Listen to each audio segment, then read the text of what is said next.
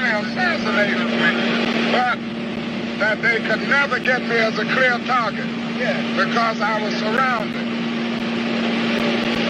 But that wasn't the scariest moment. But that they could never get me as a clear target because I was surrounded. They were there to really assassinate me, but that they could never get me as a clear target because I was surrounded. But that wasn't the scariest moment. Philadelphia, Mississippi, and Chicago on the day that we marched through that narrow street. And we marched about 4,000 or 5,000 people that day, but they were in trees. Can we honestly say that it doesn't affect our security and the fight for peace when Negroes and others are denied their full constitutional rights? When we in this country... Our city and our county has been subjected to the greatest pressures I think any community in the country has had to withstand. We've had in our area here outside agitation groups of all levels. We've had Martin Luther King. We have had... You take Martin Luther King, that is being led by communists all over this great country, feels that he has the key to the White House. He has the telephone call to the White House that can get anything he wants. Well, I've just gotten through a couple of weeks ago with a 45 or 46-day battle of Ingram Park, I call it. That's the park there in Birmingham where we stopped Martin Luther King. And I mean, ladies and gentlemen, we had that nigger whipped. You've had some rather personal and trying experiences yourself. Are you afraid? No, I'm not. My attitude is that this is a great cause, it is a great issue that we are confronted with, and that the consequences for my personal life are not particularly important. The black man got a chance and they call him Martin Luther King, we call him Lucifer. And if this nigger thinks he can stir the niggers up, I'll also inform him that the white man can be stirred up to defend what is rightful.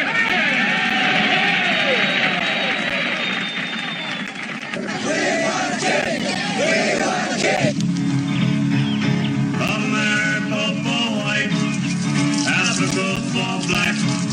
Send those apes back to the tree, ship those niggers back. Ring that bell, shout for joy, white man's day is here. No more nigger civil rights led by nigger queer. America for white, Africa for black. Send those apes back to the tree, ship those niggers back.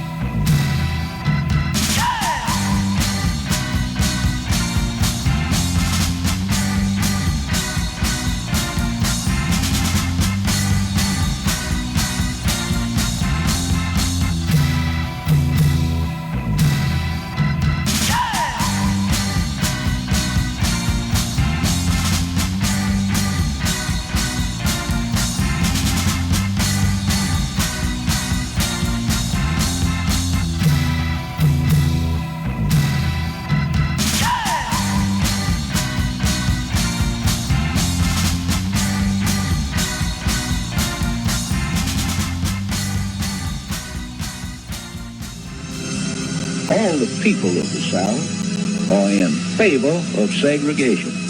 And Supreme Court or no Supreme Court, we are going to maintain... We never have any trouble until some of our southern niggas go up north and the NAACP talks to them and they come back home. This moral issue. Moral issue comes from your heart in the first place. If I thought it was sinful and irreligious and immoral to separate myself, social and educational, from Negro citizens, then I would commit a sin when I did so, I suppose. But I believe that separation is good for the Negro citizen and the white citizen. And in their best interest. And if I do something that my heart tells me is good for both groups, there's not anything that runs counter to any religion or any law of morality. It's not sinful.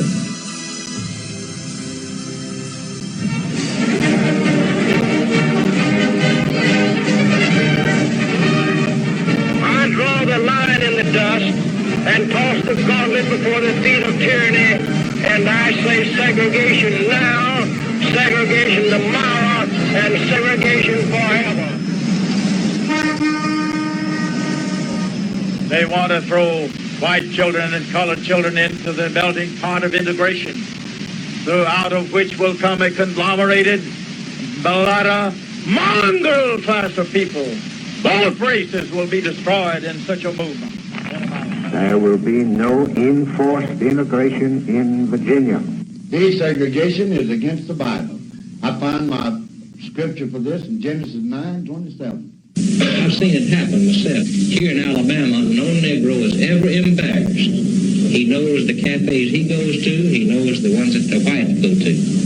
If we're wrong, why don't you arrest us? Why don't you get out in front of the camera and go on? It's not a matter of being in front of the camera. It's a matter of facing your sheriff and facing your judge. We're willing to be beaten for democracy. And you misuse democracy in the street. You beat people bloody in order that they will not have the privilege to vote. You beat me in the side and then hide your blows. I don't need to leave. Here comes the register. 90% of the white people in Alabama are for segregation, but in the last few years we have had quite a number of backsliders, you might say, that for political reasons, to further their political ambitions, have been trying to garner the Negro vote and would do most anything to get that vote. The Citizens Council is out to utterly destroy those people. The so-called Negro movement is a part of the attempted takeover of our country by the lazy, the indolent, the beatniks, the ignorant, and by some misguided, religionists, and bleeding hearts, and all being led by the politicians who stay in office by appealing, remember, not to reason, but to the most votes. I spoke for the white people. The white people rallied behind it, and we kicked the living hell out of the niggers, sent the out-of-town niggers to the hospital and out of the state, put back to their own hometowns where they ought to have been, and the niggers in St. Augustine got quiet and went back over to nigger town where they belong. It's just not the things we're used to down here. I mean, they come in and they sit down, and we're not used to them sitting down beside us, because I wasn't raised with them. I never have lived with them, and I'm not going to start now.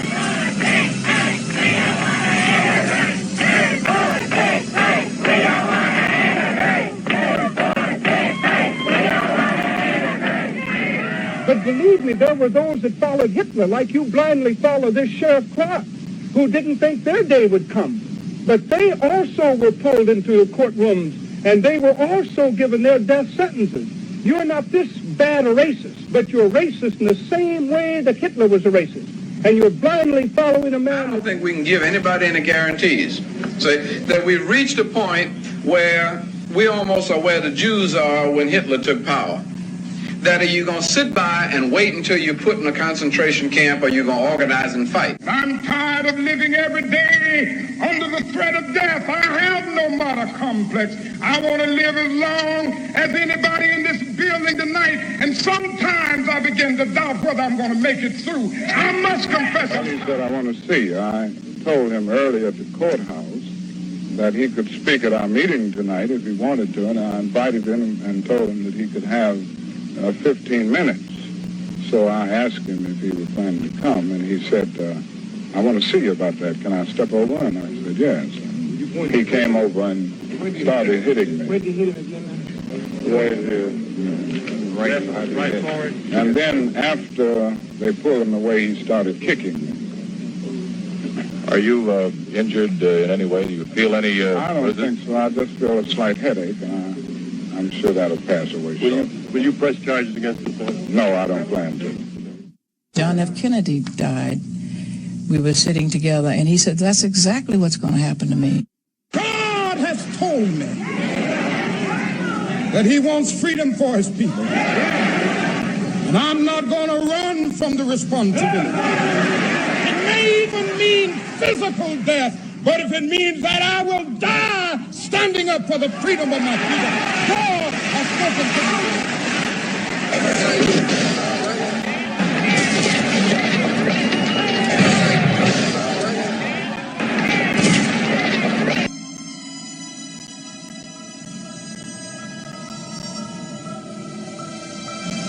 This land is composed of two different cultures, a white culture and a colored culture, and I've lived close to them all my life. But I'm told now that we mistreated them and that we must change, and these changes are coming faster than I expected, and I'm required to make decisions on a basis of a new way of thinking, and it's difficult. It's difficult for me, it's difficult for FBI Director J. Edgar Hoover put it in perspective when he said, in his testimony before the House Appropriations Committee in 1962, since its inception, the Communist Party, USA, has been alert on every possible issue or event which could be used to exploit the American Negro in furtherance of party aims. We most certainly do not and will not give protection to civil rights workers. In the first place, the FBI is not a police organization. It's purely an investigative organization, and the protection of individual citizens, either natives of the state or coming into the state, is a matter for the local authorities. The FBI will not participate in any such protection. But the FBI can make arrests. On-the-spot arrests. They do it in many other cases where you have narcotics, auto thefts, bank robberies.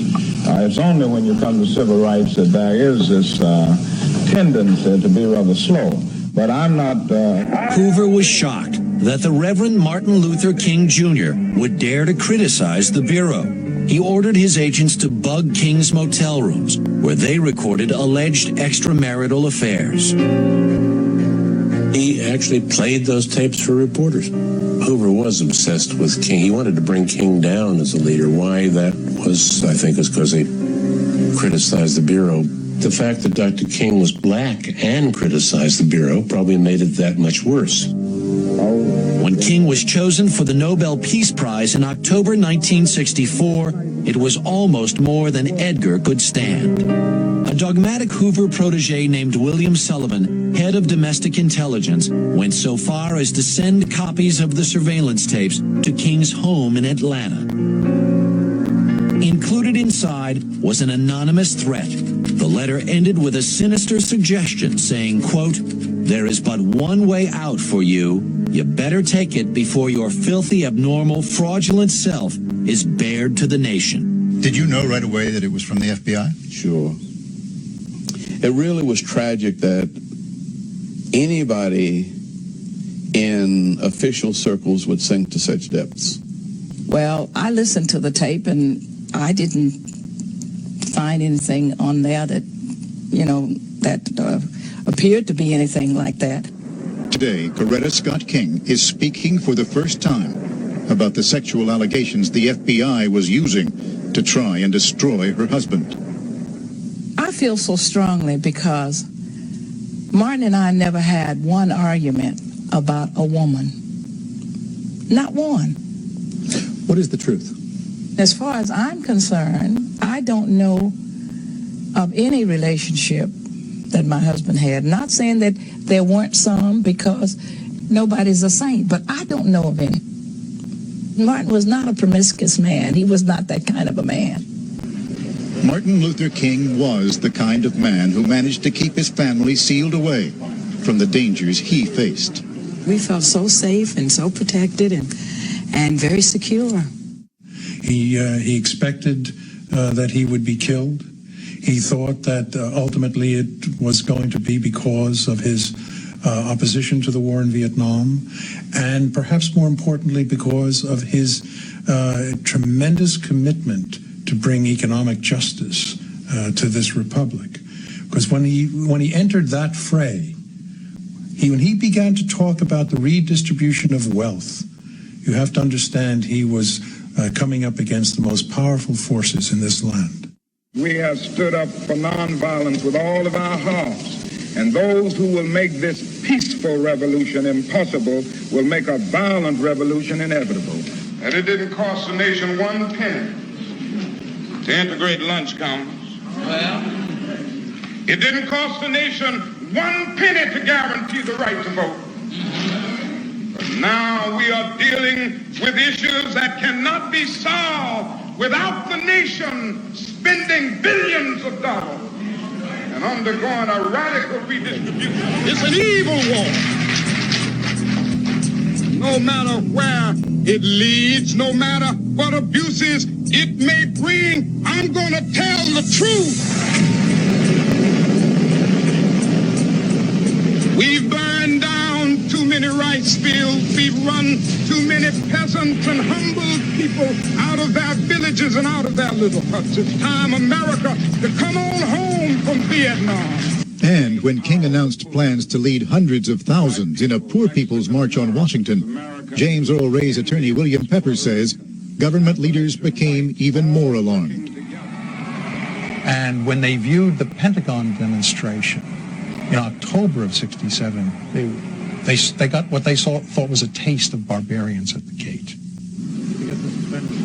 William Pepper's controversial theory, now embraced by the King family, is that the government's fear of Dr. King was behind the plot to kill him. So he was never going to be allowed to bring that mass of humanity to Washington. That, I believe, was the primary reason why he was killed. Pepper bases much of his theory on Stephen Tompkins' unnamed Army sources, who he claims followed King's every move. They told me that the Army would never have let Dr. King get to Washington. And they said, well, let's just say we would have stopped him somehow. Tompkins says the Army was terrified there might be more of the rioting that had swept America's inner cities the previous summer. Newark, New Jersey.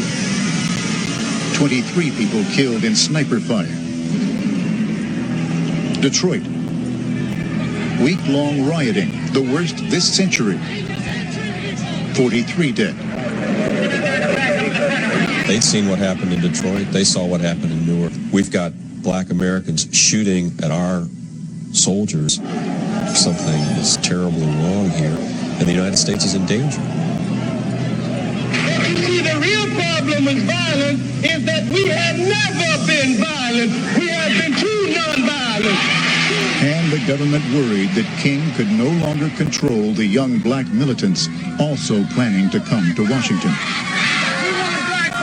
There is no reason for us to believe that the same destructive rioting and violence cannot, or that it will not, happen here in Washington. King attempts his so-called Poor People's March.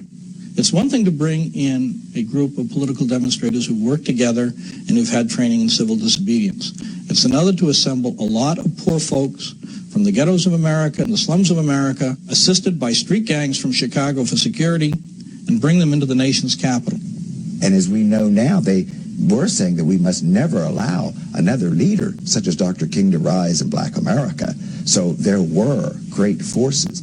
But we were really at a turning point in America then. On the day of his death, King and his aides gathered at the Lorraine Motel.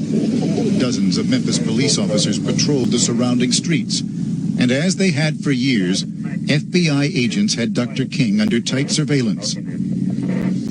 But at the motel that morning, the civil rights leaders seemed at ease. I see Dr. King come from the restaurant, which was down a little alley. Former New York Times reporter Earl Caldwell was also staying at the motel. And he walks up onto the balcony and crosses the balcony, goes to his room. By himself. He didn't have a security with him, nobody. If anybody wanted to do him harm, he was right there. That same day, a man using an alias checked into a small rooming house directly across from the motel. The common bathroom near his room had a clear view of King's balcony. That man was James Earl Ray, at the time an escaped convict who had been serving time for robbing a grocery store, and who, records prove, bought a rifle fitted with a sniper scope just 6 days before. I heard a rifle shot, and I ran to the door. Reporter Earl Caldwell's room was underneath and to one side of Dr. King's. And I was very embarrassed to find that it wasn't a rifle shot. It was a Coca-Cola bottle that the housekeeper had dropped off her tray, and it had broken on the concrete walkway outside my door. It was one of those cool spring evenings. Just arrived to pick up Dr. King for dinner, Billy Kiles. He asked me to pick out a tie a couple times. I said, this one's better. It was black and orange or something. 6 p.m. Down by the car, Andrew Young, Jesse Jackson, an aide named James Orange, and Dr. King's driver were waiting. James Orange and I were behind the limousine, shadowboxing, and sort of clowning, and just having a good time and feeling good. I said, guys, let's go. I got 5 or 6 steps. Last words, do I really need a coat? And then the shot rang out. Pow-yow. This explosion, which I took to be a bomb, I thought, Jesus, someone's bombed a motel. I looked back, and Martin was lying on the balcony. I think one of his shoes had come off. His foot was on the railing. There was a crushed cigarette in his hand. His pulse was still, you could still feel his pulse, and he was still breathing. The tie that I had picked out had been severed, and the knot was upside down. There was a gaping hole in his face. And all this seems impossible. It just didn't seem, it was like a dream. An ambulance rushed Dr. King to St. Joseph's Hospital. Just outside, King's aide, Jesse Jackson.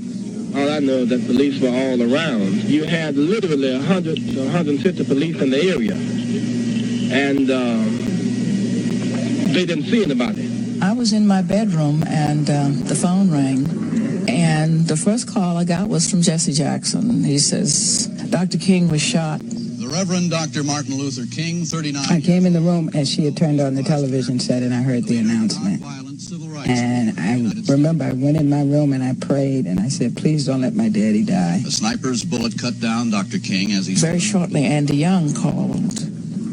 He either said he's not dead or he's still living. Well, I knew then when he said it like that. We're going to go to Memphis now. Martin Luther King Jr. was pronounced dead at 11 minutes past 7 o'clock.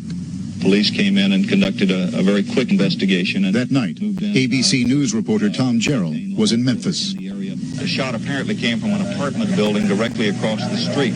From the police and from witnesses near the rooming house, a theory of what had happened was already getting out. The police here in Memphis immediately issued a bulletin for a young white man dressed in dark clothes who dashed out of that building across the street. He dropped a rifle, which was fitted with a scope on the sidewalk, and then he fled. The official story about a lone assassin quickly emerged, and as Memphis police swarmed the crime scene that night, the FBI launched the largest manhunt in Bureau history. But some claim the investigation was far from thorough. The promised land. The position is that you are completely innocent. Yes. I don't have no responsibility for it. I did commit certain, they probably considered criminal offenses, but they were nothing serious. I probably wouldn't have got over 5 or 10 years for them, aggregated. Would you say that those criminal offenses were related to the case? No, most of them are related. See, I escaped from Missouri prison in July 1967 and went to Canada. Most of them are related to that, false driver's license and fictitious names and all that type of thing. And there's nothing really serious. And one witness has surfaced who says he knows Ray did not pull the trigger. Lloyd Jowers, who was there that day, told ABC's Sam Donaldson he knows something about that contract killer, allegedly in the bushes. Did James Earl Ray kill Dr. Martin Luther King? No, sir, he did not. Do you know who killed Dr. King? I know who was paid to do it. Jowers says he will tell more, only if granted immunity from prosecution. So far, the Memphis District Attorney has taken no action. Former United Nations Ambassador Andrew Young, one of Dr. King's closest aides. James Earl Ray, in your heart of hearts at this moment, you think he is innocent? Yeah, I do. And they say they want the justice Dr. King never received, and they want to know who really killed him. Of one thing they are certain, it was not the man convicted of the assassination. Everybody is united in the belief that James Earl Ray not only did not pull the trigger, he didn't know there was going to be a murder that day. Everybody. Absolutely. The evidence I've seen and heard will vindicate or exonerate James Earl Ray, and also it will point the finger at who actually was behind the assassination. This man has sat there 29 years, and he had basically nothing to do with this assassination. I think truth... So then, who does the King family blame for Dr. King's death? I am told that it was part and parcel Army intelligence, CIA, FBI. This is a staggering idea to carry around. Yes. I think we knew it all along. That's why we're not, jumping out of our seats, because we've known for years. What's more, Dexter King now believes the plot went all the way to the White House. Do you believe that Lyndon Johnson was part of the plot to kill your father? I do. I certainly knew of plans that were intended to bring about an assassination. For example, in the case of Castro. So they created an organization called Mongoose. Mongoose was the cover word for it. Now, the objective of the Mongoose program was to assassinate Castro by any means. We even used mafia hitmen, skilled mechanics, skilled killers. Now, there's no reason to believe that Mongoose ended when somebody decided that, well, we're not going to kill Castro this year, we'll let it go. But Mongoose is an Assassination Incorporated organization. From your experience in government, Fletcher, do you think it conceivable that a secret intelligence unit could have planned and carried out the assassination of Martin Luther King? You needn't have to include the word intelligence unit. It's just a secret unit. And there's no question about it being a unit. Anybody that thinks today that either Kennedy assassination, either one of them, or the King assassination, and others that we might go into, were done by individuals, just doesn't understand the business at all. The easiest way to see that the program is laid on in a team effort, carefully planned and carried out, begins after the murder, as how to get them out of there and how to cover the thing so people don't realize that a team of gunmen did the job. Martin Luther King was registered on the first floor. Somebody went there ahead of time and told the landlady of the motel that he didn't want to be on the first floor, he wanted to be on the second floor. Nobody in King's party had made that contact. You see, that's the advanced planning. Then afterwards, all the things that happened, the chase of Ray halfway around the world and all the other things that came up, are a cover plan which is so complete that even to this day, no one has broken the system completely, and you can't get it into the courts anyway. Links between the police and the FBI were unusually strong in Memphis. Not only was Fire and Police Chief Holloman running the Memphis FBI in the early 60s, but he also worked for 7 years in charge of the office of FBI Director J. Edgar Hoover. The Communist Party of the United States is a fifth column if there ever was one. It is far better organized than were the Nazis in occupied countries prior to their capitulation. They are seeking to weaken America, just as they did in their era of obstruction when they were aligned with the Nazis. Their goal is the overthrow of our government. Usually when King would come to Memphis, well, even if he was at the church or something, we would, maybe I'd have maybe 20 men within that block. he had plenty of security. We knew he was coming. We'd have men at the airport to meet him, and we tried to give him all the security that we could give him. If security was always supplied to Dr. King, why was the 7-man police unit attached to him stripped away only 24 hours before the assassination? Under close questioning from the House Assassinations Committee, Memphis Police Director Frank Holloman denied that he had authorized the removal or had known about it at the time. On top of that, it's a matter of public record that 3 12-man police tactical units were pulled back 5 blocks from the vicinity of the Lorraine Motel on the morning of the assassination. Now, on this occasion, the tactical units were withdrawn at some point on the day of the 4th of April, weren't they? No, my cause was never withdrawn. About April 4th. No, we still had cars in the area. Wasn't there some suggestion that they were pulled back at the request of one of Dr. King's party, that they were pulled back a number of blocks? No, to my knowledge now, and the only way they'd been pulled back was on my command. Philip Melanson, author of the recent book The Merkin Conspiracy, has made a special study of this issue. I questioned Sam Evans about the withdrawal of the tactical units because this was a very important matter. Evans told me clearly and forcefully that the tactical units were withdrawn at the request of the Reverend Samuel Kiles, a man in King's entourage, and that he, Evans, had received the order, the request from Mr. Kiles, and had acceded to it. And he told me that flatly 2 years ago. Could Melanson's book refresh Sam Evans' memory? No, I didn't pull my men back.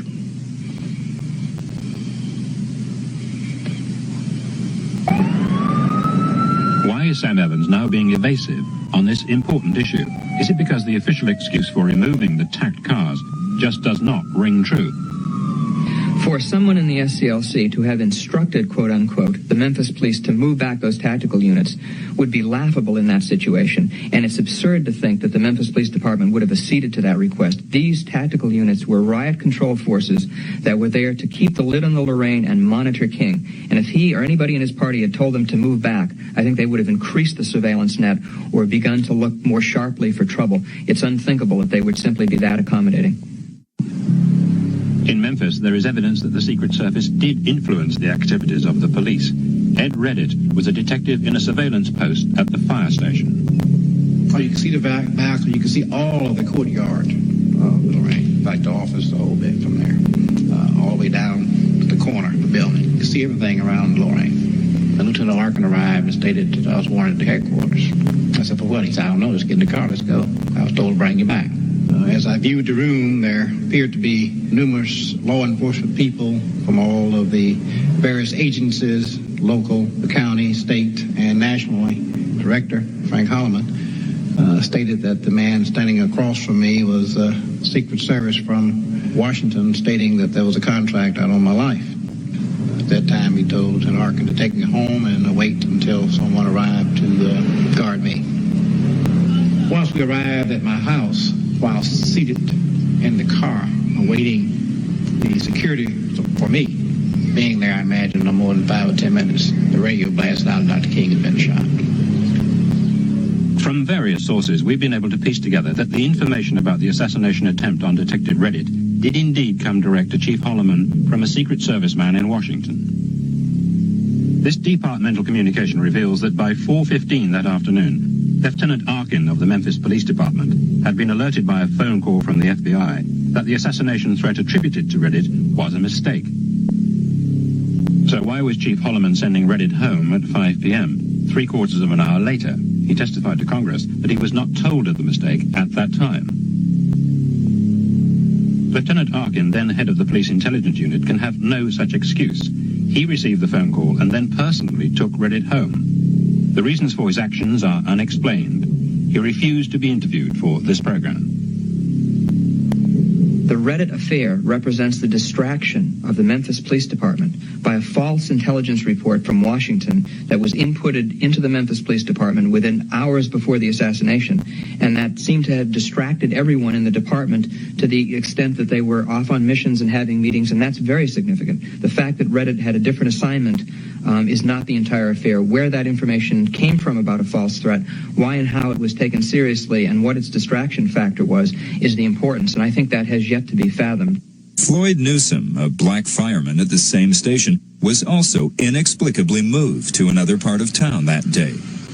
The company that I worked on consisted of 7 men, and the company could not work. It was out of service with less than 5 men. And on this particular day, I was the 5th man. So when they took me off of the company, that left the company with 4. They detailed me to a company that had a sufficient number of men. And the company that I should have been on was short. So they had to detail somebody there to replace me. I asked Deputy Chief Barnett why I was moved, and he said I was moved at the request of the police department. My name is Jerry Williams. I'm a retired Memphis policeman. During the time of Dr. King's assassination, I was working the Homicide Bureau of Memphis Police Department. And on 2 previous occasions when Dr. King would come to Memphis, I was assigned to head his security team. But the last time he came, there were no... Me so low as to use the very method that perpetuated evil throughout our civilization. I'm sick and tired of it. I'm tired of the war in Vietnam. I'm tired of war and conflict in the world. I'm tired of shooting. I'm tired of hate. I'm tired of selfishness. I'm tired of evil. I'm not going to use violence, no matter who says it. After the McCarthy scare, J. Edgar Hoover had the country under control. There was no question here. He had all the progressive forces, the white progressive forces, running for cover, hiding everywhere, so he had nothing to worry about them. And out of nowhere, the people for whom he has the most racist contempt, they jump up and begin to put all this to rest. For 10 years, the FBI mounts a well-financed campaign to destroy Martin Luther King and the civil rights movement. Using its contacts and influence with the press, the federal agency involves the St. Louis Globe-Democrat, the Atlanta Constitution, U.S. News and World Report, and Life magazine as part of an anti-King campaign. What's involved here is a quite different program than simply monitoring stories and responding to critical stories, and it's an attempt to shape public opinion. And so that if there are individuals or organizations that you believe threaten the national security interests, or you have doubts about, one thing to do is to create a negative press. And so that's what the Bureau did, and very purposefully in the case of King. Dr. King begins publicly to criticize the FBI, owing to the agency's unwillingness to transfer racist agents and its dereliction in protecting civil rights workers.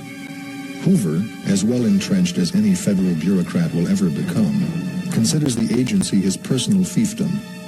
Enraged by King's attacks, Hoover will call King the most notorious liar in America.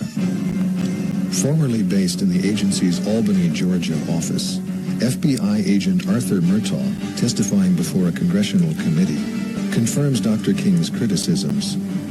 Referring to FBI bureaus, Murtaugh says, quote, their racial attitudes were the racial attitudes of the South in the pre-civil rights, pre-Brown decision times.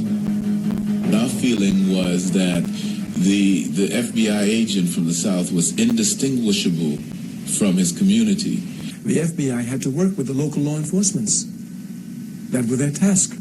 So it was clear here, first of all, they have comradeship from being in the same type of job, law enforcement agencies, and they were comrades from being in the South there together, not having too much work, joking together. Since the local police were the enemies, were our enemies, were supposed to be our allies, it meant an automatic split between them, which never occurred. Now, the other thing that we must see about this struggle is that by and large it has been a nonviolent struggle. Let nobody make you feel that those who are engaged or who are engaging in the demonstrations in communities all across the South are resorting to violence. These are few in number. We've come to see the power of nonviolence. We've come to see that this method is not a weak method, for it's the strong man who can stand up amid opposition, who can stand up amid violence being inflicted upon him and not retaliate with violence. In the early 1960s, Birmingham, Alabama was said to be one of the most racist cities in the U.S. Its mayor was Arthur Haynes, an attorney who would later defend James Earl Ray.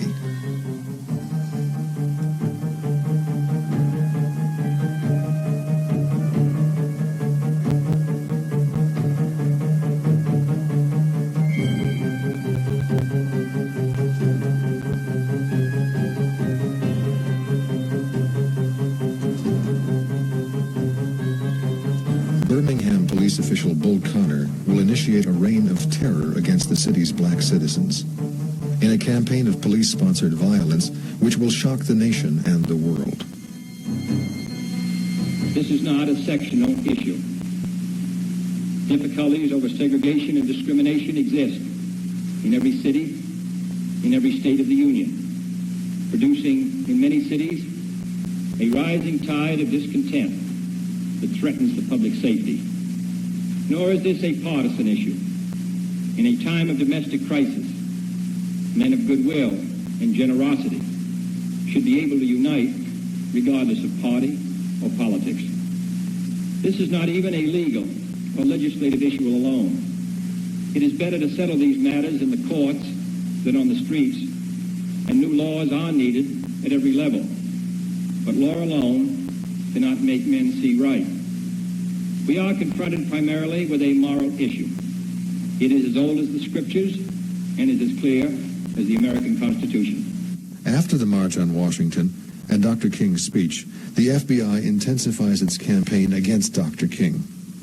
Assistant Director of the FBI, William Sullivan, concerned over J. Edgar Hoover's earlier reaction to a memo which stated that there was no communist or subversive influence within the civil rights movement, now prepares a memo stating that Dr. King was, quote, the most dangerous man in the United States. It may be unrealistic to limit ourselves, as we have been doing, to legalistic proofs of definitely conclusive evidence, unquote. He was prepared to try to destroy anything he saw as disruptive to the social order of things. That he saw, in the early days, the mob as, the image of the G-men against the mob and so forth. And then later in terms of counterintelligence against foreign agents. And now in the 60s, something that he didn't understand, the civil rights movement disrupting the social order of things, you use the same kind of tactics that you use against the mob and the people, foreign agents, as to citizens of the United States who were trying to get, their civil rights and their civil liberties, because they were all threats to the social order. And therefore, COINTELPRO came into being, and he thought he had basically God on his side. In direct violation of the United States Constitution, you have been forced to consider this legislation through the pressure and blackmail of mobs in the streets. The President of the United States and the Attorney General have encouraged demonstrations, freedom rides, sit-ins, picketing, and actual violations of local laws. It's in this context that Robert Kennedy first raises the question of whether a wiretap could be installed on King's residence. And ultimately, in October of '63, Kennedy agrees. His authorization, however, is conditional. That is, that within a 30-day period, the Bureau should come back. And the strategy seems to be that, okay, we will authorize within this time frame, you will pick up information. And I think his original interest was that if you tap King and you find no contact with subversive, quote, individuals, then it establishes you don't have subversive control. And so when he goes the second time to this limited authorization, it is to confine it in time. Nothing is uncovered. You're home free. If some Democrats say you're protecting King, you say, look, we authorized the tap of him. You do that, silently. And we found nothing, so that these allegations are unfounded. What does happen is that in November of '63, John Kennedy is assassinated. And Robert Kennedy forgets about his condition. And Hoover does not come back to him and say, look, Mr. Attorney General, you asked us to come back in 30 days. Do you want us to continue the tap? And the King tap is only discovered by Kennedy's successor, Nicholas Katzenbach, in '65. When news of Dr. King's Nobel Peace Prize reaches FBI Director Hoover, he is outraged and describes King to associates as, quote, one of the lowest characters in the country, unquote. Hoover's second-in-command, William Sullivan, authors an anonymous letter to King urging that he kill himself. King, in view of your low grade, I will not dignify your name with either a Mr. or a Reverend or a Doctor, and your last name calls to mind only the type of king such as King Henry VIII. King, look into your heart. You know you are a complete fraud and a great liability to all of us Negroes. White people in this country have enough frauds of their own, but I am sure they don't have one at this time that is anywhere near your equal. You are no clergyman, and you know it. I repeat, you are a colossal fraud and an evil, vicious one at that. You could not believe in God. Clearly, you don't believe in any personal moral principles. King, like all frauds, your end is approaching. You could have been our greatest leader. You, even at an early age, have turned out to be not a leader, but a dissolute, abnormal, moral imbecile. We will now have to depend on our older leaders like Wilkins, a man of character, and thank God we have others like him. But you are done. Your honorary degrees, your Nobel Prize, what a grim farce, and other awards will not save you. King, I repeat, you are done. No person can overcome facts, not even a fraud like yourself. I repeat, no person can argue successfully against facts. You are finished. And some of them to pretend to be ministers of the gospel. Satan could not do more. What incredible evilness. King, you are done. The American public, like church organizations that have been helping Protestant, Catholic, and Jew, will know you for what you are, an evil, abnormal beast. So will others who have backed you. You are done. King, there is only one thing left for you to do. You know what it is. You have just 34 days in which to do. This exact number has been selected for a specific reason. It has definite practical significance. You are done. There is but one way out for you. You better take it before your filthy, abnormal, fraudulent self is bared to the nation. We have no alternative but to keep moving with determination. We've gone too far now to turn back. And in a real sense, we are moving and we cannot afford to stop because Alabama and because our nation has a date with destiny. Selma, Alabama was an old southern town. Selma had been a slave market prior to the Civil War and a military depot at the time of the Confederacy. Martin Luther King calculates that because of its viciously racist sheriff, Jim Clark, and Clark's potential for overreaction, Selma, Alabama is the perfect location for the SCLC's campaign. True to form and King's insight, Clark shocks a watching nation and world by unleashing an unparalleled brutality on the helpless demonstrators. To be detrimental to your safety to continue this march, and I'm saying that this is an unlawful assembly, this march will not continue. Troopers here advance toward the group. See that they disperse.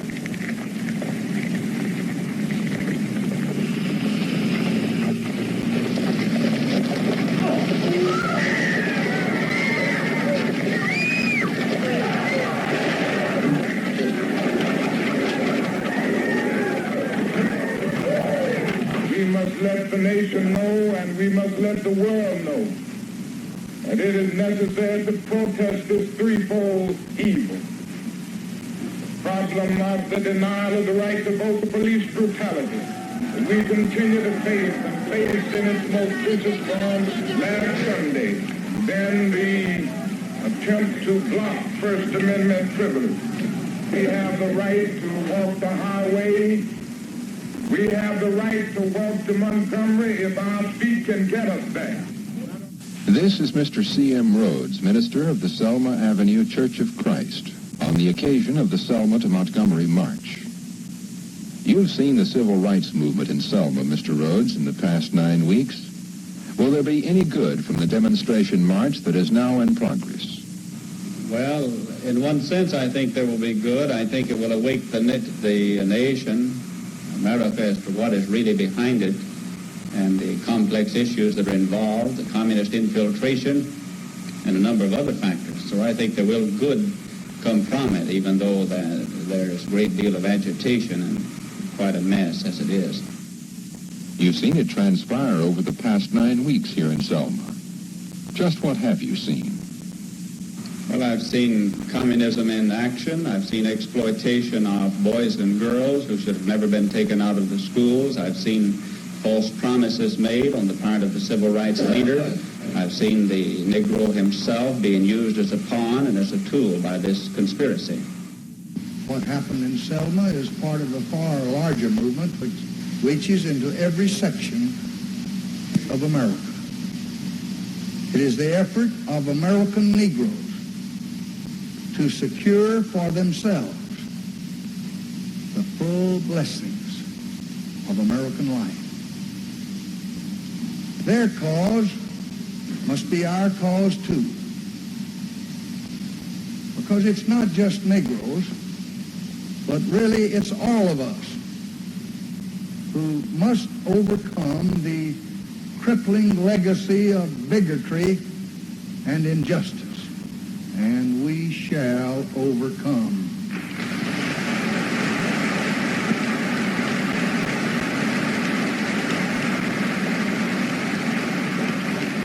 That period of getting, and when you consider the number of black people living in the South without the right to vote, and some of the few who did were told how to vote. And then even after the Voting Rights Act, that one, they came up with all kind of schemes to deny. It was a terribly significant moment in the movement.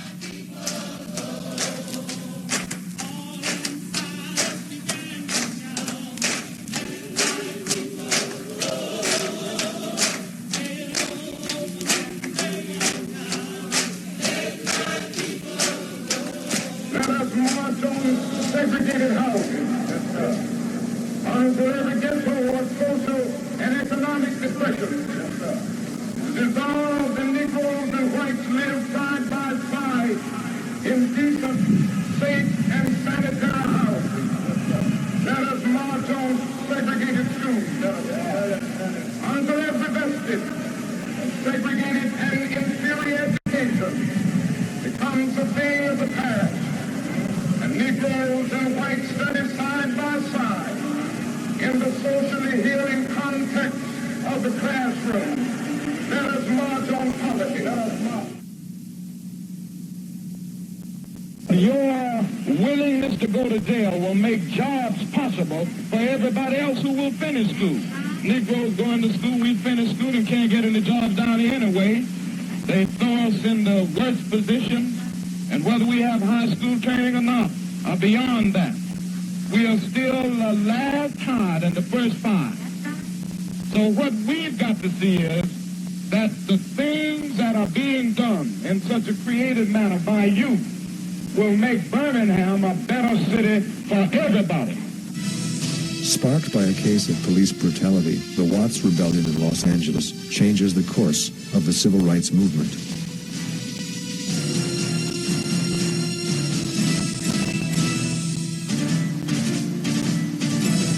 Any social movement that reaches its basic objectives, the question then arises, what next? And Martin began to ponder this question as early as 1964 And certainly by the march, the Selma March in early 1965, Martin began to question this. It's not just a question of opportunity. It's not just a question of fairness, the way the liberals define it. It's also a question of how do you realize true human justice? How do you empower those who are oppressed? If you gain access to a lunch counter and you can drink a cup of coffee there, what good does it do if you have no money in your pocket? A movement takes time to develop. You can't jump from A to Z in one leap when you're talking about a society and a community and social and political economic issues that you have to confront. So that took us time. A lot of the folk who were in the 60s, early 60s, were people who were committed to a nonviolent perspective in terms of race, but were not committed to a nonviolent perspective in terms of Vietnam. Make no mistake about the character of this war. Our adversaries have done us at least one great service. They have described this war for what it is in unmistakable terms. It is meant to be the opening salvo in a series of bombardments, or as they are called in Peking, wars of liberation. And if it succeeds in South Vietnam, then, as Marshal Lin Pao says, and I quote him, the people in other parts of the world will see that what the Vietnamese people can do, they can do too. As long as King focused his struggles for empowerment and reform to the African American community, and as long as he talked in terms of race, then King might be a thorn in the side of the FBI, and he might be a problem for the Johnson administration to a limited degree. But he really did not pose a fundamentally radical challenge to the system of power. But when King took up the question after the passage and ratification of the 1965 Voting Rights Act, he took up the question of America's involvement in the war in Vietnam and how billions of dollars was being spent abroad that we needed for domestic reconstruction at home. When he took up the issue of poor people's rights, the need not just to have a right to vote, but a human right to a job, that homelessness should be abolished, everyone should have clean, affordable shelter, that education should be free and available to all, not just public schools, but university education, that we do something about the great inequalities of wealth and power and privilege, which are structurally stratified within the society. When King began to talk this way, that's when he posed a threat to the system. What Hoover does is, not only in the case of King, but other critics of the war, is send on these reports. And the White House specifically requested, in the midst of this very deep political crisis, that the FBI share information with members of Congress that challenge the loyalty of the administration's anti-war critics. So that the Bureau was doing that at the request of the White House. That was a problem for Hoover to do that, because I think he shared not necessarily Johnson's political interests, but his ideological orientation and the attempt to discredit the militant civil rights and anti-war movements. Bill Moyers, when he was a leading White House aide in the LBJ administration, was one of the individuals that circulated a monograph which was full of red-baiting material about Martin Luther King that turns out now to be totally scurrilous, suggesting that this great intellectual was a dupe of Moscow and that this white former communist sympathizer was leading him around by the nose. I mean, it's vicious racism, and this monograph was just scurrilous. And like many of the White House aides, Walter Jenkins was in on it, Bill Moyers and others were circulating this material throughout the government, and this material was also sent to journalists. That I oppose the war in Vietnam because I love America. I speak out against it not in anger, but with anxiety and sorrow in my heart. Above all, with a passionate desire to see our beloved country stand as the moral example of the world. I speak out against this war because I am disappointed with America. There can be no great disappointment where there is no great love. King's growing opposition to the Vietnam War is causing him considerable trouble. A siege attitude develops at the White House, creating an aura of paranoia. John P. Roach, an advisor to President Lyndon Johnson, in a memo describes Dr. King. Quote, King, in desperate search for a constituency, has thrown in with the commies. The civil rights movement is shot, and King, who is inordinately ambitious and quite stupid, is destroying his reputation and painting himself into a corner, unquote. The Washington Post criticized King by saying that his objections to the war were sheer inventions and unsupported fantasy. Life magazine called King's remarks demagogic slander that sounded like a script for Radio Hanoi. Black columnist Carl Rowan, former director of the CIA-linked U.S. Information Agency, attacks King and questions whether he was receiving his information from communists. By that time, King was a very, very influential American figure. I mean, he had moved beyond the civil rights movement to become an American figure. And so when he spoke to that issue, I mean, he brought the church community along with him. He brought the liberal community along with him. He brought the young people along with him. He brought the black community along with him. And for Johnson to have somebody with that moral authority speaking in the community, he had to go after. I mean, Johnson went after King. There was a counter-revolution in the country, so to speak. The public opinion had turned around against the Vietnam War. You had peaceful demonstrations, you had anti-war demonstrations all over the country on college campuses. You had Dr. King now joining not just civil rights demonstrations, but he held probably the largest anti-Vietnam peaceful demonstration in New York City and off down Fifth Avenue, one of the biggest. And I think there were a lot of concern among what had been called the so-called paranoid patriots. They were so pro-Vietnam War that they saw any type of dissent as treason. FBI Director J. Edgar Hoover put it in perspective when he said, in his testimony before the House Appropriations Committee in 1962, since its inception, the Communist Party, USA, has been alert on every possible issue or event which could be used to exploit the American Negro in furtherance of party aims. Moscow's former top representative in America, John Porgeny, quotes the Soviet dictator Joseph Stalin.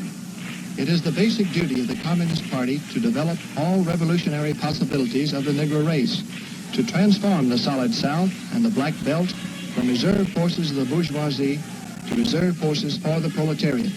Stalin's image of the Southern states makes them a solid coalition for oppressing and suppressing the Negroes living within their borders. In the summer of 1967, American cities erupt in flames. For the past 2 years, violence has become a part of the American urban landscape. By 1967, first Newark, New Jersey, and then Detroit, Michigan, have seen significant civil disturbances. FBI and CIA sources are convinced that the urban disturbances are the work of communists. If you look at the Civil Rights Coalition, what you see is not a monolithic organization, but a united front of progressive groups, of progressive as well as kind of moderate groups. On the right, you had the Urban League, which was a civil rights organization, but essentially pursued a strategy of coalitions with capital and working cordially with big business to try to set up job opportunities and social welfare reform and housing reform for blacks moving to the cities. To the Urban League's left, but still on the right end of the spectrum, was the NAACP. It had a legalistic strategy for social change, used the courts. In the center, you had the SCLC. It used nonviolent direct action, social change, Gandhian techniques. To their left would be CORE, the Congress of Racial Equality, for a while led by people like James Farmer and Bayard Rustin, and later by Floyd McKissick and Roy Innis. Finally, on the far left, you had, of course, SNCC, the Student Nonviolent Coordinating Committee. If you want to disrupt a broad united front of organizations from the right to the left and in the center, where do you attack it? You attack it right in the middle. And what do? You attack the person who is most charismatic and most influential in the center. King was at the center of a broad array of movements. If you take him out, in effect, you take out the key that holds the wheel onto the wagon, and the whole wheel falls off. If you remove him, you don't only remove a sharp critic of the system, but what you do is you create a pressure in the center forcing collapse. Now, if we can figure this out, don't you think the FBI can figure it out? We must prevent the rise of a black messiah who could unify and electrify the militant black nationalist movement. Malcolm X might have been such a messiah. He is the martyr of the movement today. Martin Luther King, Stokely Carmichael, and Elijah Muhammad all aspire to this position. Elijah Muhammad is less of a threat because of his age. King could be a very real contender for this position should he abandon his supposed obedience to white liberal doctrines, nonviolence, and embrace black nationalism. Carmichael has the necessary charisma to be a real threat in this way. They go talking about these little levels of progress that we see here and there, and they say, you know, you've made great progress. Aren't you satisfied? No, we are not satisfied. We will not be satisfied as long as Negro boys and Negro girls are forced to live life without dignity and without respect. We will not be satisfied. Having long spoken of a Poor People's Alliance, King now puts his words into action. The poor people would descend on the nation's capital, vowing not to leave until something was done about the racial and class biases that dominate parts of the U.S. The Johnson White House, furious with King, demands that the FBI's number 2 man, Cartha DeLoach, keep them informed of King's plans. Their method will be informants and surveillance. The FBI will reply, quote, based on King's recent activities and public utterances, it is clear that he is an instrument in the hands of subversive forces seeking to undermine our nation. When Martin Luther King in 1967 started talking about Poor People's March and bringing people together the summer of 1968, he suddenly lost the halo, because it did not matter about him leading black people up and down the street. The white establishment could deal with that because that was a segmented approach to solving the problem. And they also knew that there were significant numbers of black people that they could buy off across the country.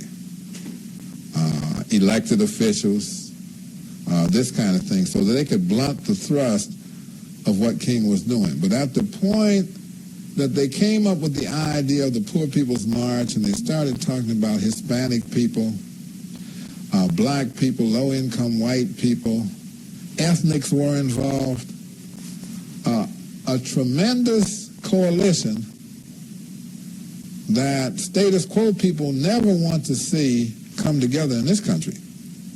And as a consequence, King became, in the eyes of these very fanatical people, he became dangerous. I mean, it's some heavy stuff. You're talking about redistributing the wealth of this nation. And we couldn't believe our government would do the kinds of things in those days that they were doing. You know, we knew it because it was happening to us. But you couldn't get newspeople or anybody to believe, you know, until they started mining the harbors in Nicaragua and doing things, and CIA killing people and stuff. But Americans wouldn't do that. So you said, oh, America, they wouldn't kill a black leader. It was right, okay. In 1967, James Earl Ray escaped from Jefferson State Penitentiary in Missouri. His first stop is Chicago, where he works as a dishwasher.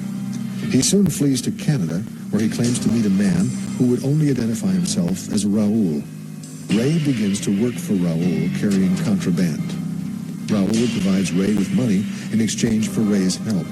Ray, a wanted fugitive, is hopeful that Raoul will provide him with a new identity and a passport.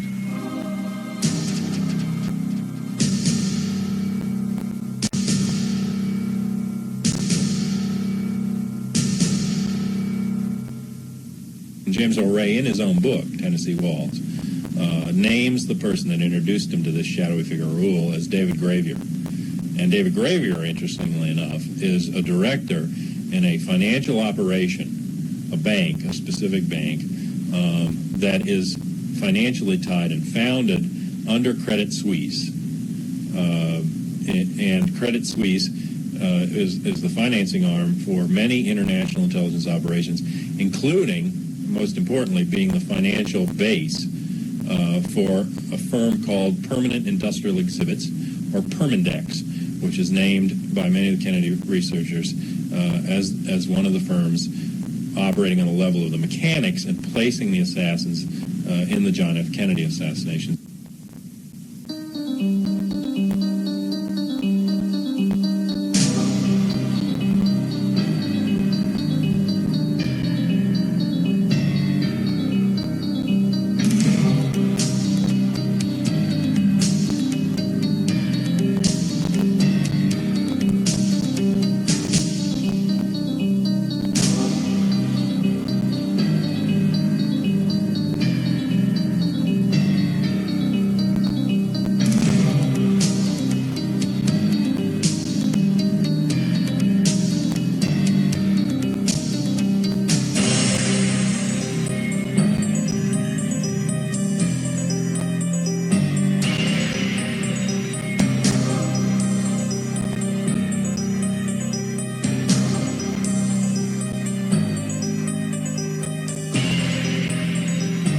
We're getting ready to demand jobs and income.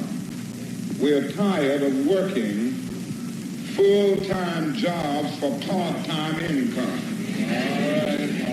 We're tired of living in run-down, dilapidated, rat-infested shacks and slums. We are tired of our children having to attend overcrowded, inferior schools. Memphis is sort of seen as an aberration and is not seen as an integral part of the movement up to that time. I've long recognized that from many, many different directions, because it was a strike and it was workers, and workers at the bottom. Well, the sanitation department, the public works department, was 100% black.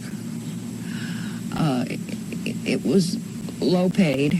It was unskilled. It was made up to a large extent of older men. They were men who had worked in the public works department for a very, very long time. There had been attempts to organize for 5 years prior to 1968 a sanitation worker named T.O. Jones, who was really the unsung hero of the early strike. T.O. Jones began to try to organize for various reasons. Their petitions fell on deaf ears, from the mayor to the person in charge of public works to the city council. The working conditions, for instance, at various times there was no workman's compensation, so if you hurt your back picking up garbage, and in the early days, of course, they were throwing garbage cans around and throwing them onto the truck, there was no workman's compensation. The salary was quite low. There were very, very few benefits, and nothing seemed to be getting any better. And we just got tired. We had meeting and discussed it and says, we're going to do something about it. Said there ain't but one thing to do, is just to make our move. And it was people that had large families and everything, and to make up their mind to go out there. And you know, a man has got to have a strong mind to go out in the street, leave his job, and go out in the street. We felt like we would have to let the city know that because we were sanitation workers, we were human beings, can said that I am a man who was going to demand to have the same dignity and the same courtesy any other citizen of Memphis has. It has been held that all employees of a municipality may not strike for any purpose. This, of course, includes employees of the Public Works Department. This is not New York, and nothing will be gained by ignoring our laws. They tagged Henry Loeb throughout the strike with the plantation owner mentality. And indeed, Henry Loeb was that. It was the old idea that if our boys are having trouble, then we go and talk to our boys and we solve their little problems for them and our boys fall back into line. What shocked Henry almost from the beginning was that the boys didn't fall back into line. Enough has never been said about the courage of the individual sanitation workers here in that strike. These were uneducated, unskilled, low-paid men who scrabbled for every bit that they could get. They went out on strike fearfully, their families even more fearful, I think. There were no benefits. There were some benefits from the union, but very, very few benefits. And somehow they had the backbone to stay together and hold out. If work is not resumed by 7 a.m. Thursday, we will immediately begin doing our duty by replacing these people who have chosen to abandon their jobs and their rights. When a public official orders a group of men to get back to work and then we'll talk, and treats them as though they are not men, that's a racist point of view. And no matter how you dress it up in terms of whether or not a union could organize, it's still racism. For at the heart of racism is the idea that a man is not a man, that a person is not a person. There had been a meeting downtown at the auditorium of strikers and their supporters, and at that point, that was early on in the strike, and there were a few black ministers in, but there weren't terribly many black ministers in yet. The city council had just rejected the plea for some kind of negotiated settlement, and that was announced to the crowd. And the people at the meeting were kind of upset, so they asked for and got permission to march back to one of the black churches, march downtown. We were marching peaceful down the streets, and one police was in a car. And Miss Crenshaw, one of the ladies, was with us. The man run the car up on a hill. It bumped a hill 2 or 3 times. So T.O. Jones says, Mr. Officer, don't run up and bump the lady's heel with that car. And so he did again. And that's what started the maze. I don't know who it was. Somebody hollered, said, break it up. And they just broke right on us. And honest for God in heaven, I got my suit at home right now I had on. And smell it. You can smell it. Them many years, now I won't put it on. And they sprayed so much that stuff down my collar until I could feel it look like running down my back. That was the turning point, because at that point the black ministers got up and they said, if in the city of Memphis black ministers can be maced with impunity, then no one is safe. King wanted to be there and did not see it as an accident. His only reservations were about how to do it with the very tight schedule in March that was already formulated, and very hard-nosed how to do it in the light of his schedule in March and how soon he could do it. This strike and the killing of Dr. King, it's a very short period of time. I mean, we're really talking about 2 months. All this is happening within 2 months. It happens very quickly. The polarization happens terribly quickly. Dr. King is brought in because the strike needs outside support.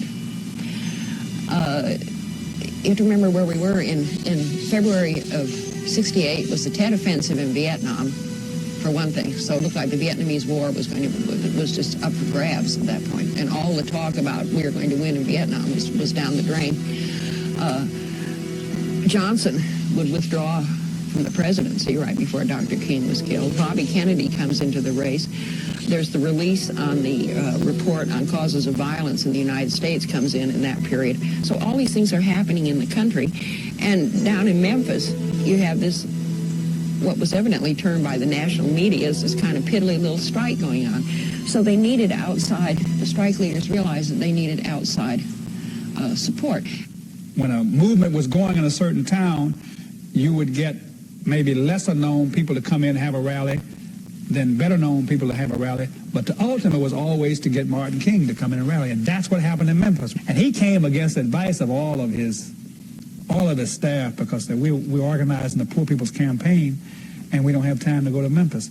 He said, but that's what the campaign's about, you know.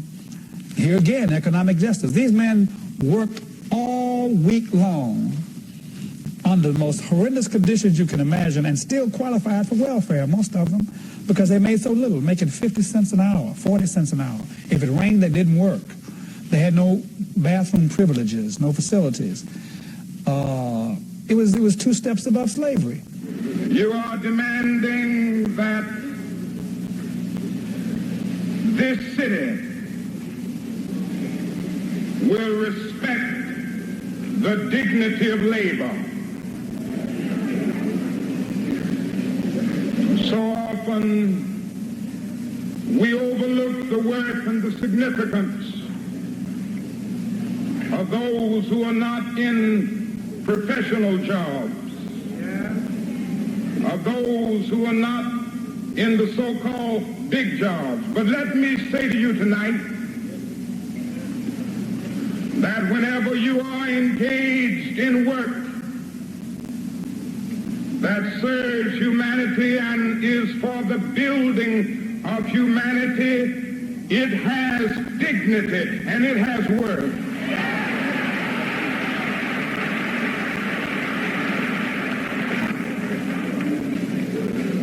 All labor has dignity.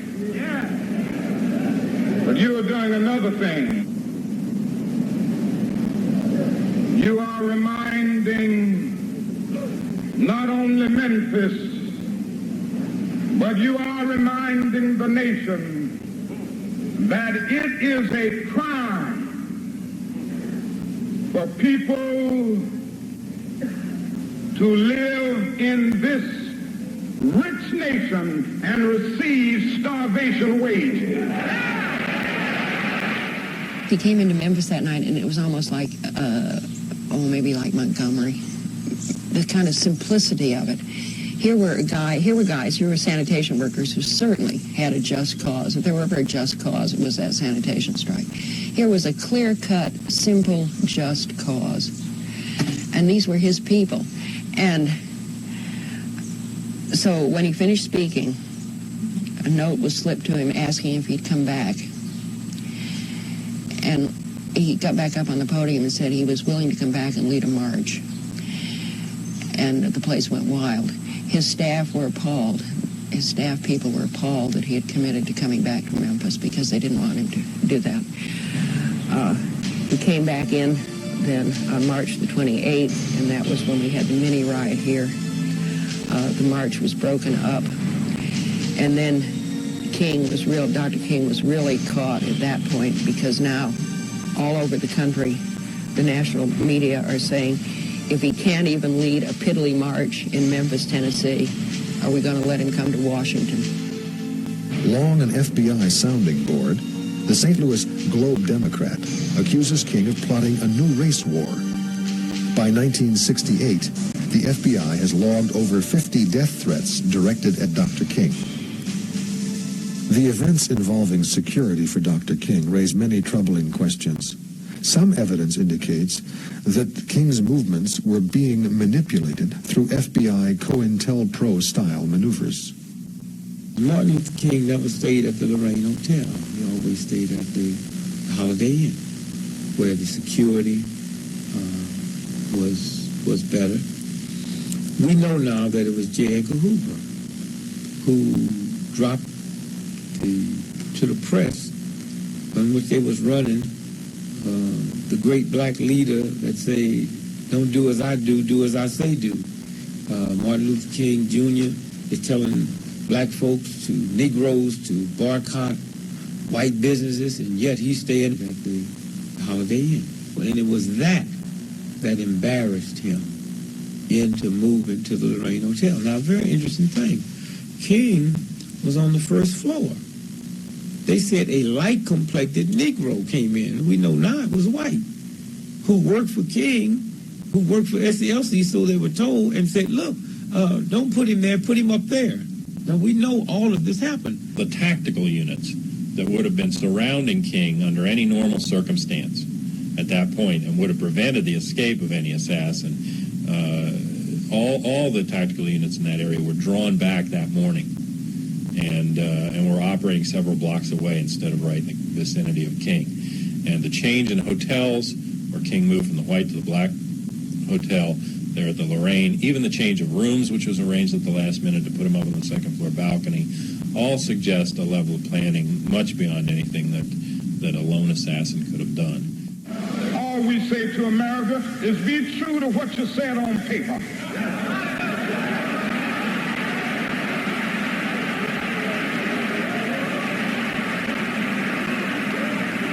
If I lived in China or even Russia or any totalitarian country, maybe I could understand some of these illegal injunctions. Maybe I could understand the denial of certain basic First Amendment privileges because they haven't committed themselves to that over there.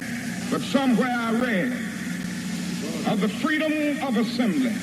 Somewhere I read of the freedom of speech. Somewhere I read of the freedom of press. Somewhere I read that the greatness of America is the right to protest far right. That night was really quite mystical. For a lot of us, and for him, it was almost like a cleansing, a purging. He went through some things that we'd not necessarily seen him go through. Like he dwelt on the time the lady stabbed him in New York, and he got a letter saying that from a young little girl that said, I'm glad that the New York Times said if Dr. King had sneezed, the letter opener would have punctured the aorta and he would have drowned in his own blood. And the little girl said, Dear Dr. King, I'm worried about your misfortune. And if you had sneezed, you would have drowned in your blood. I'm glad you didn't sneeze. And he picked up on that and said, I'm glad I didn't sneeze. If I'd sneezed, I would have missed the Selma to Montgomery March. I'm glad I didn't sneeze. I would have. And he just did a whole litany on events in his life that he would have missed had he sneezed. And he dwelt on that. He never, I don't think I've ever heard him do that before. And then I got into Memphis.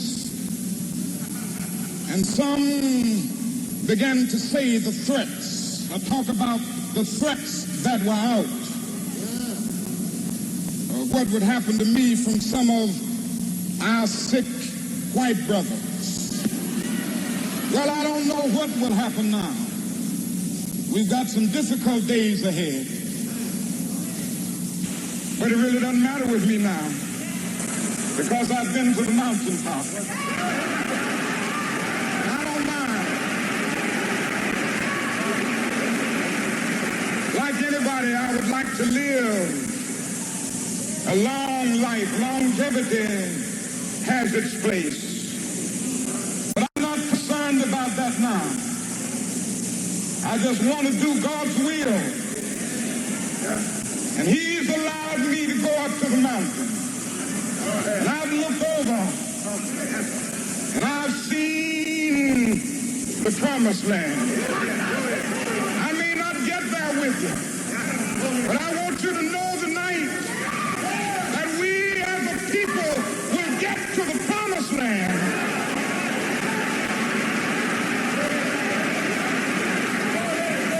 So I'm happy tonight. I'm not worried about anything. I'm not fearing any man. Mine eyes have seen the glory of the coming of the Lord.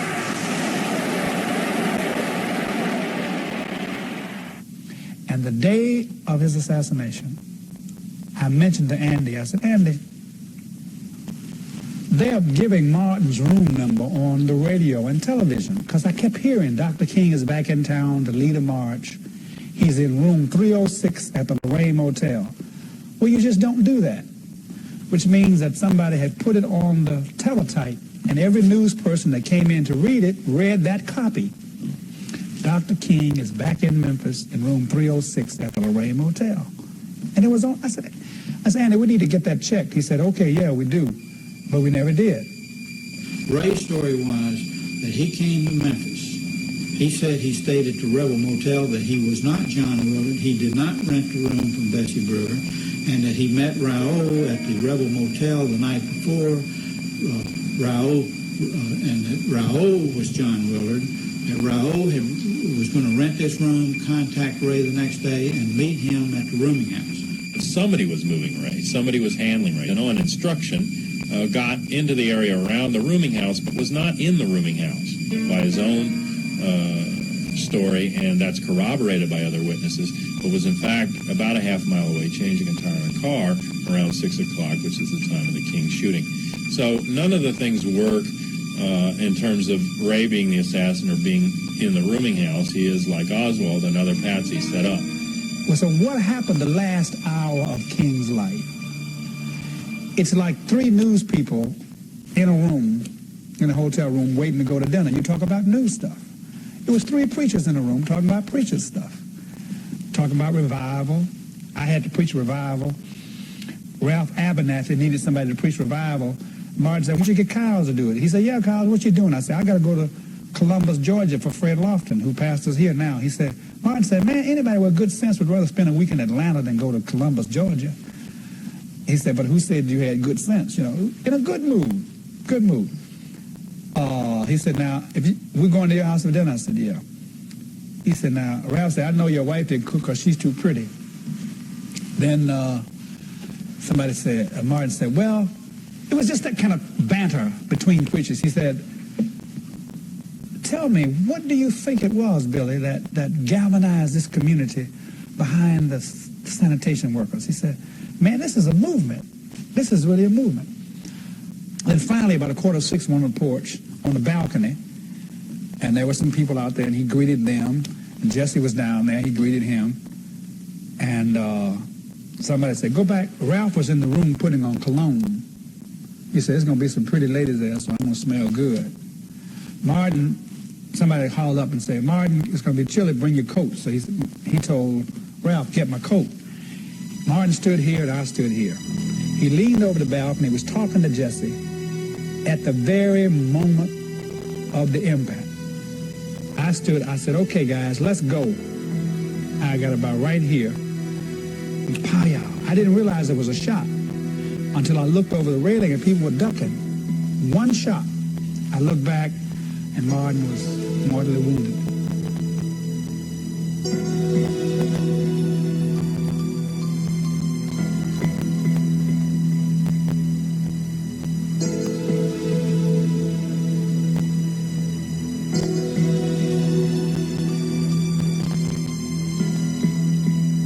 Let's go back to the person that shot King. They ran through the flop house and looked the old, poor, snaggletooth white lady in the face named Grace Stevens. Well, she was the one in the room with the door open in the hallway. She's the one who saw the person come out of the bathroom and run down the step after she heard the shot.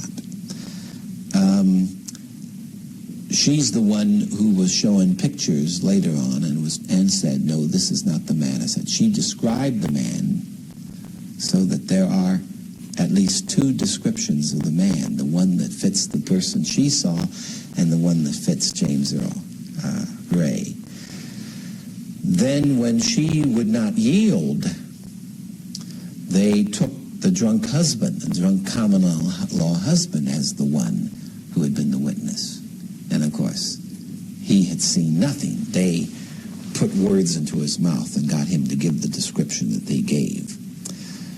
And then, in order, as though to protect themselves, they saw to it that Grace got confined to a mental hospital as mentally incompetent. And 10 years after being in that nut house, when some decent folks decided to run and steal her out, when they crawled next to her bed in the middle of the morning, she never knew it was good people. She thought it was the same government people. And when they shined that light in her face, she said, I tell you now what I told you then, that's not the man. And the most mighty government in the world could not make her lie and say it was James Earl Ray. There wasn't any attempt to really try to place Ray. The witnesses in the situation did not identify the person who rented the room in the boarding house as Ray. I went into that boarding house. The physical condition of the boarding house is such that you couldn't get a shot off from that window. The window was almost completely closed. It's directly above a bathtub. To shoot out of it, you'd have to stand in the bathtub and then crouch down. In order to move the rifle in such a way that it would come anywhere near King, you'd have to be a left-handed person, and your left elbow would have to be punched into the wall of the bathroom. There is evidence of 3 people using the room, one of whom staged in the bathroom, a second person in the room, I believe, with these binoculars that were found in the package, watching for King to come out, probably in radio contact with each other, but basically sighters, not shooters, and a third actual shooter down below, who then aims at King from directly across the street behind the bushes and is seen by several witnesses. He even kicks one guy, Cornbread Carter, who's sleeping off an alcoholic drunk,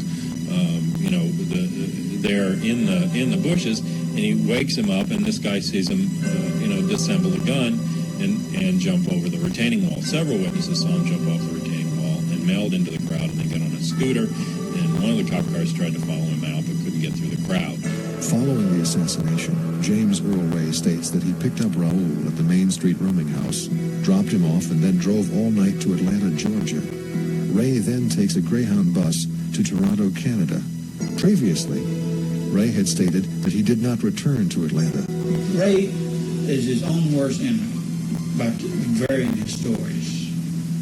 And he told me he did not return to Atlanta the next day after assassination. What did he say when? Didn't say.